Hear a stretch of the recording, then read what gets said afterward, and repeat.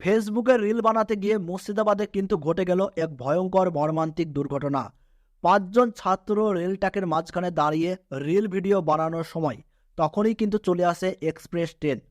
মুহূর্তের মধ্যেই ট্রেনের ধাক্কায় 5 জন ছাত্র কিন্তু ছিটকে গিয়ে লাইনের ওপারে পড়ে যায়।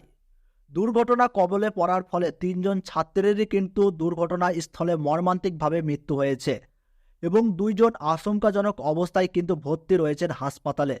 তড়িঘড়ি করে আহতদের কিন্তু মুর্শিদাবাদ হাসপাতালে ভর্তি করা হয়। তো মুর্শিদাবাদের কোন জায়গায় ঠিক কোন সময়ে এই ভয়ঙ্কর দুর্ঘটনাটি ঘটে গেল, তো তাই কিন্তু আমি আজকে আপনাদেরকে জানিয়ে দেব এই ভিডিওটির মাধ্যমে।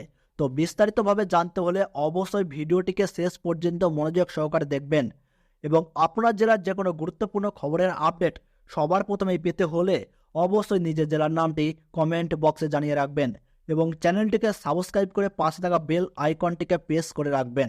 তাহলে চলুন ভিডিওটিকে শুরু করা যাক। সংবাদপত্রের সূত্র অনুযায়ী বিকেল 3:30 নাগাদ মুর্শিদাবাদের সুতির রেল সেতুর উপর 5 জন ছাত্র মোবাইল দিয়ে কিন্তু সেখানে দাঁড়িয়ে দাঁড়িয়ে ফেসবুকের রিল ভিডিও বানাচ্ছিল। ঠিক সেই সময় লাইনের উপর দিয়ে জঙ্গিপুর থেকে ফারাক্কাগামী এক্সপ্রেস ট্রেন কিন্তু চলে আসে। সেখান থেকে তাড়াতাড়ি তারা সরতে না পারায় ট্রেনের ধাক্কায় কিন্তু সকলেই লাইনের ওপারে ছিটকে যায়। মর্মান্তিক এই দুর্ঘটনার ফলে দুর্ঘটনা স্থলেই কিন্তু 3 জন ছাত্রের মৃত্যু হয়েছে এবং 2 জন ছাত্র কিন্তু গুরুতরভাবে আহত হয়েছেন। তড়িঘড়ি করে তাদেরকে কিন্তু জঙ্গিপুর সুপার স্পেশালিটি হাসপাতালে ভর্তি করা হয়। মৃত 3 জন ছাত্রের নাম হলো রফিকুল শেখ, আমাউল শেখ এবং রফিক শেখ। আর আহত 2 জন ছাত্রের নাম হলো আকাশ শেখ ও রোহিত শেখ। এরা প্রত্যেকেই ঔরঙ্গাবাদের একটি বেসরকারি স্কুলের ছাত্র। খবর পাওয়া মাত্রই সেখানে কিন্তু আরপিএফ এবং জিআরপি ছুটে আসে। ইতিমধ্যে তাদের দেহগুলি কিন্তু ময়না তদন্তের জন্য পাঠানো হয়েছে।